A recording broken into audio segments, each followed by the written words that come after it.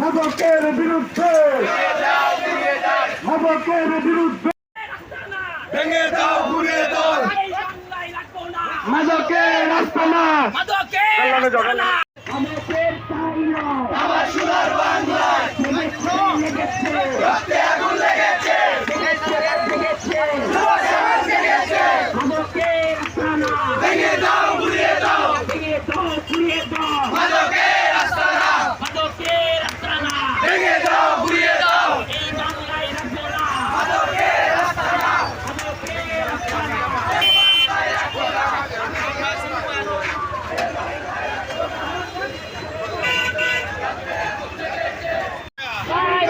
আস্তানা ভেঙে দাও ঘুরিয়ে দাও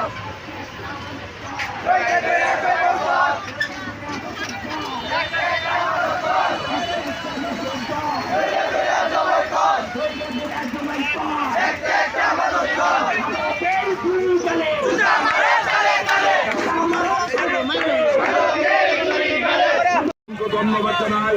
অনেকদিন পরে হলো যে আমার এলাকার মানুষের মাঝে একটা সুচ্চার জবাবদিহিতার সময় এসেছে।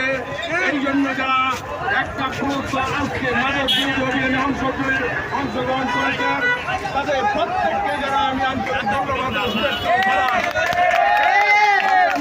আমার মাদক কোনো ছেলে খেলা বিষয় নয়, এটা শুধু 7 নম্বর ওয়ার্ড নয়, সমগ্র কিশোরগঞ্জে আজকে আনাচে কানাচে অলিতে গলিতে মাদকের ভয়াবহতা এত বেশি যে এখন আর সাধারণ মানুষ চলাচল করার কোনো সুযোগ নাই।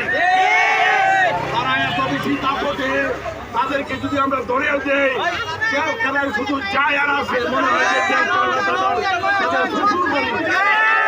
আজকে আমি স্পষ্ট ভাষায় বলতে চাই, যারা আমার ঘরে মাদক কেনাবেচা করেন, যারা এর সাথে জড়িত, অনতি বিলম্বে এটা পরিহার করুন, নইলে আপনাদের প্রত্যেককে ধরে ধরে জেলখানা ভরে দিব এবং চিরদিনের জন্য শিক্ষা দিয়ে ছাড়বো যে 7 নম্বর ওয়ার্ড মাদকের কোনো আর খেলা থাকতে পারবে না। আর যদি আপনারা এটা অমান্য করেন, যদি মানতে না চান, তাহলে স্পষ্ট ভাষায় বলে দিচ্ছি, যারা মাদক সেবন করেন, যারা মাদক ক্রয় করেন, বিক্রয় করেন, তাদের ঠিকানা 7 নম্বরে থাকতে দেওয়া হবে না। মিডিয়ার বাইরে এসেছেন, সাংবাদিক এসেছেন, পুলিশের সদস্য এসেছেন, আপনাদের প্রত্যেকের কাছে আসুন সবাই মিলে কত সুস্থভাবে এই মাদকের বিরুদ্ধে অন্তত আমি আমার 7 নম্বর ওয়ার্ডে জিরো টলারেন্স ঘোষণা করি আর ব্যবস্থা গ্রহণ করার জন্য আমি আহ্বান জানাবো। এই 7 নম্বর ওয়ার্ডে কাউন্সিলর আমাদের মাঝে উপস্থিত হয়েছেন, তাদের মাধ্যমে এই এলাকাকে মাদক মুক্ত করার জন্য এলাকাবাসীর পক্ষ থেকে এবং আমার ব্যবসায়ীর পক্ষ থেকে আমি তাদের উদাত্ত আহ্বান জানাই। আজকে আমাদের সন্তান মাদকের নেশায় সেখানে সেখানে পড়ে থাকে, লেখাপড়া বাদ দিয়ে এই যে দুরবস্থা, একজন অভিভাবকের অর্থ নষ্ট করে ফেলে মা বাবার কথার অবদ্ধ হয়ে আজকে সমাজে বিশৃঙ্খলা। তাই আজকে আমাদের সামনে যারা মিডিয়া এবং প্রিন্ট ভাইদেরকে অনুরোধ করবো, তাদের স্থানগুলো খুঁজে শনাক্ত করে প্রশাসনের মাধ্যমে তাদেরকে জানিয়ে দেওয়া। আমাদের মধ্যে উপস্থিত কিশোরগঞ্জ 1 নম্বর জাতীয় সমিতির সাধারণ সম্পাদক শামসুল ইসলাম তাদের এবং আজকে উপস্থিত আমাদের 7 ওয়ার্ডের নিয়ম যে উদ্যোগের কারণে কিন্তু আজকে আমরা এখানে উপস্থিত হতে পেরেছি।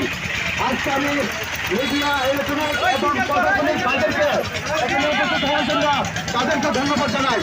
আমার কথা একটাই, আজকে আমরা যেভাবে মানববন্ধন করেছি, আপনারা সেই মানববন্ধনকে আমরা যাতে ধরে রাখতে পারি এবং আজকে থেকে আমরা প্রশাসনিকভাবে স্মারকলিপি দিব এবং প্রশাসনিক লোকের সঙ্গে অতি ভবিষ্যতে আমার এবং আর্জুর কথা হয়েছে, আমরা আপনাদের নিয়ে সাংবাদিক যারা আছেন আপনাদেরকে নিয়ে তারপরে আমাদের পর আমরা স্মারকলিপি দিব।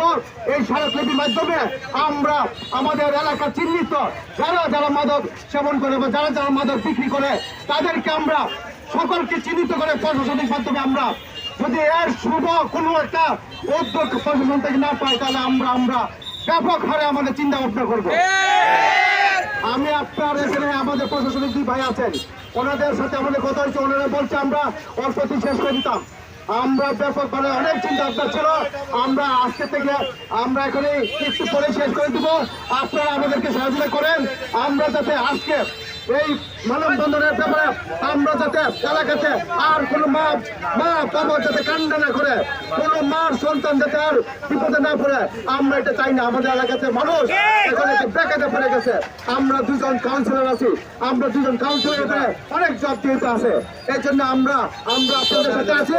যতদিন আপনারা এই মানববন্ধন যে কোনো অনুষ্ঠান করেন, আমরা দুই হিসাবে কাউন্সিলর আছি, আমরা এবং এলাকার গণ্যমান্য যারা আছে সকলকে নিয়ে আমরা যাতে কাজ করতে পারি। আপনাদের সকলকে ধন্যবাদ এবং মিডিয়াকে ধন্যবাদ। মিডিয়া যাতে আজকে আমাদেরকে অনেক সহযোগিতা করছে এবং সকলকে আমরা যাতে আমাদের খোঁজ করে রাখেন এবং যেভাবে হোক যারা আছে আপনারা আমাদেরকে তথ্য দেন, আমরা তথ্য অনুযায়ী এই তথ্য অনুযায়ী যাতে আমরা কাজ করতে পারি।